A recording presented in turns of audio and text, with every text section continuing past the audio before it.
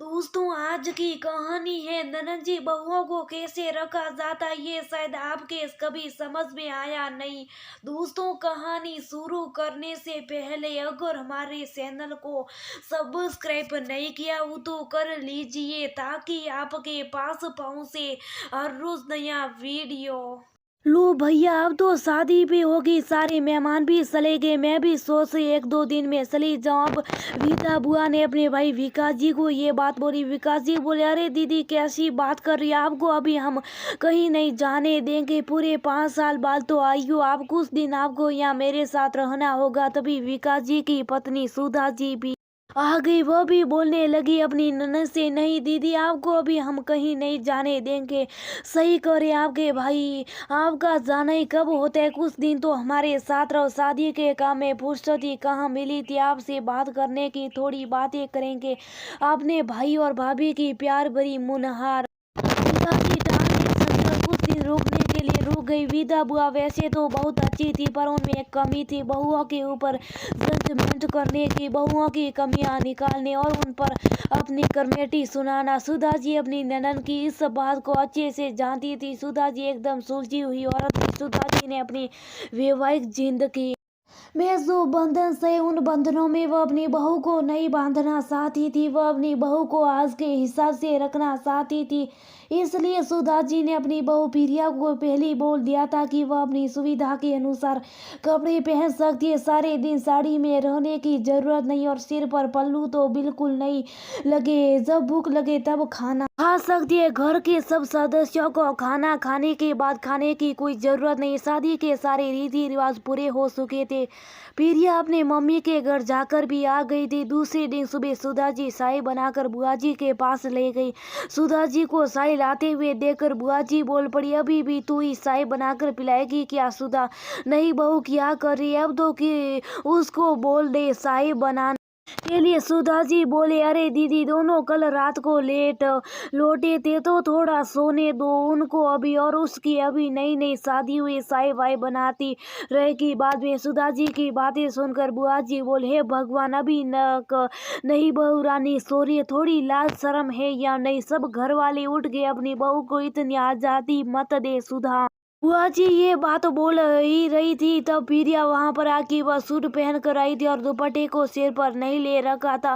प्रिया को ऐसे सूट और बिना सिर ढके देखकर बुआ जी के मुंह से निकला, हे राम, शादी को जुमा जुमा 4 दिन हुए और ये बहू रानी ऐसे घूम रही है जैसे इसका ससुराल नहीं मायका है। बुआ जी को ऐसा बोलते देख प्रिया ने जल्दी से दुपट्टा अपने सिर पर ले लिया। सुधा जी कुछ कहना चाहती थी अपनी ननद से, तभी वहां पर विवेक जी आगे। विकास जी ने सुधा जी को चुप रहने का इशारा कर दिया। सुधा जी बहू को लेकर अंदर आ गई। सुधा जी ने प्रिया को बोला, बोटा बुआ जी की बातों का बुरा मत मानना, पर प्रिया का चेहरा तो लटक गया था। बुआ जी को रुके हुए कुछ दिन हो गए थे। कुछ दिनों में सुधा जी जब बहू के खाना बनाने में मदद करती, उसको दिन में आराम करने के लिए अपने कमरे में भेज देती। सुबह और शाम की चाय सुधा जी खुद बनाती। प्रिया आराम से सबसे खिलखिलाकर सबके साथ बात करती। बुआ जी को बिल्कुल नहीं सहवाता था। बुआ जी चाहती थी नहीं बहू साड़ी पहन कर रही और सारे दिन सिर पर पल्लू लेकर घूमे और सबसे नीचे गर्दन करके हाँ हूँ मैं बात करे और किचन और घर के सारे कामों की जिम्मेदारी सिर्फ खुद ले, तब तो वह उनकी नज़र में आदर्श बहू है। बुआ जी कुछ ना कुछ कमेटी जरूर करती, बहू की कोई ना कोई कमी जरूर निकालती, पर सुधा जी उनकी बातों को हल्के में लेती, ये सोचकर कि घर के बड़े सदस्य और कुछ दिन के मेहमान ही फिर अपने घर जाएंगे। एक दिन सुधा जी के पास उनकी बहन का फोन आया, जो बुआ जी की देवरानी के पास रहती थी। उनके पड़ोस में सुधा जी की बहन ने बोला, दीदी आपकी ननद की देवरानी मिली थी, बता रही थी कि तुम्हारी दीदी ने तो बहू को बहुत सूट दे रखी है। तुम्हारी दीदी के बहू आ गई, फिर भी तुम्हारी दीदी किचन में घुसी रहती और तुम्हारी दीदी के सामने बिना पल्लू और सूट में आ जाती है। मैंने पूछा आपको ये सब किसने बताया, तो बोली कि तुम्हारी दीदी की ननद जो मेरी जेठानी उन्होंने बताया। सुधा जी ने बुआ जी को आते देखकर फोन रख दिया और बहन से बोली, मैं तुझसे बाद में बात करती हूँ। सुधा जी को मन में मन गुस्सा आ रहा था, पर वह बोल नहीं पा रही थी। दूसरे दिन प्रिया ने अपना ऑफिस ज्वाइन कर लिया था। वो ऑफिस के सूट में तैयार होकर जब ऑफिस जाने लगी, बुआ जी उसको देखते रह गई। प्रिया ने पैंट शर्ट और कोट पहन रखा था जो उसके ऑफिस का ड्रेस कोड था। इस बार बुआ जी बहुत ज्यादा गुस्सा हो गई और विकास जी और सुधा जी को बोलने लगी, वाह भाई और भाभी, बाबूजी के कमाए हुए नाम को इस तरह अपने घर की बहू बेटियों को बाहर काम पर भेजकर बदनाम करने में लगे हो। हमारे घर की बहुएं आज तक बिना पल्लू के घर से बाहर नहीं निकली और इस बहू को देखो कैसे मर्दाना कपड़े पहनकर घर से बाहर जा रही है। प्रिया की आंखों में आंसू निकल आए। सुधा जी का इतने दिनों से भरा हुआ लावा बाहर निकल पड़ा। वह बोली, बस कीजिए बुआ जी, कौन से जमाने की बात कर रही है आप? एक पढ़ी लिखी लड़की को मैं घर पर पल्लू लेकर नहीं बिठा सकती। सिर पर पल्लू लेकर रहना कोई इज्जत देना नहीं होता, बल्कि घर में सबके साथ प्यार से घुल मिलकर रहना इज्जत देना होता है। माफ करना दीदी, मैं शादी की 30 सालों बाद भी आज तक आपके सामने और माँ जी के सामने बिन पल्लू के कभी नहीं रही। आप दोनों ने हमेशा मुझको कठपुतली बना के रखा। मैं अपनी मर्जी से कभी सांस भी नहीं ले पाई। सुबह 6 बजे से लेकर रात के 10 बजे तक आपकी सेवा में हरदम हाजिर रही। आप दोनों माँ बेटी ने हमेशा घर के फैसलों में कभी मुझसे राय नहीं ली। मुझको हमेशा गोलू के बैल के जैसे बना के रखा। मेरी इस और मेरे सपने इस घर के लिए कभी कोई मायने नहीं रखते थे। इस पल्लू और जी हजूरी में मैं घुट घुट के जी रही हूँ दीदी।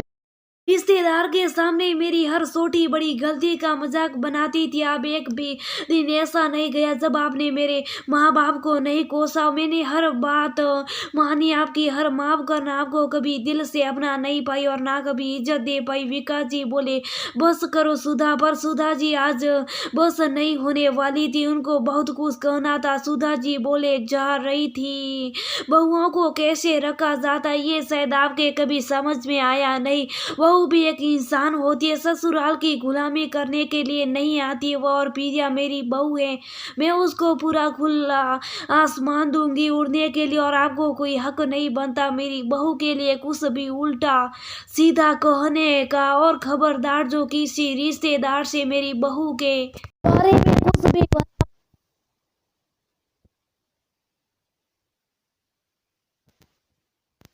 दिया, मेरी बहू के बारे में कुछ भी गलत कहने का हक मैं किसी को भी नहीं देती। मेरी बहू अपनी मर्जी से अपनी जिंदगी जिएगी। मुझे मेरी बहू के दिल में उतरना है, उसके दिल से उतरना नहीं है। और दिल में प्यार और अपनेपन देने से रहा जाता है, ना कि बहू को सारा दिन गुलामी कराकर उसकी दासियों के जैसे रखकर जियो।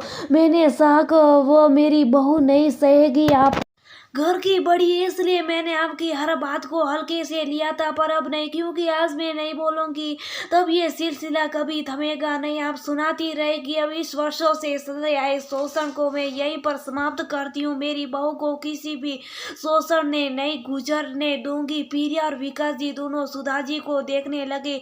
बुआ जी की बोलती बंद हो गई थी। वो सुखी थी। सुधा जी 30 सालों का गुबार आज निकल चुका था। उनकी मरी हुई ख्वाहिश से उनकी बहू के रूप में फिर से सपना बनकर ऊंची उड़ान भरने के लिए तैयार थी। जो भी इस ऊंची उड़ान के पर कटेगा उसको सुधा जी अब शुभ कराएगी। सुधा जी ने अब आज अपने सिर पर पल्लू हटा दिया और अपने बालों को खुला करके अपने अंगुलियों से संवारने लगी। विकास जी अपनी इस नई सुधा को देखकर मंत्र मुग्ध हो गई और साथ ही साथ शर्मिंदा भी, क्योंकि उनके सामने हमेशा सुधा का शोषण किया गया पर कभी आवाज नहीं उठा पाए। सुधा का एक एक शब्द सही था। सुधा जी ने प्रिया को कहा, तुम जाओ बेटा, ऑफिस के लिए लेट हो रही हो। प्रिया बैठक गाड़ी में बैठ कर अपनी मंजिल की तरफ बढ़ चली और बुआ जी अपना सामान पैक करने चली गई। बहुत से घरों में बहुओं को बहुत अच्छे से रखा जाता पर समाज के कुछ लोगों को ये रास नहीं आता, वो इस बारे में अभी गलत राय देने लगते। पर जब घर की सास अपनी बहू के बारे में कुछ भी गलत कहने वालों को उसी वक्त चुप करा दे, फिर किसी भी हिम्मत नहीं होती उनकी बहू के बारे में कुछ भी बोलने की, क्योंकि शुरुआत हमेशा घर से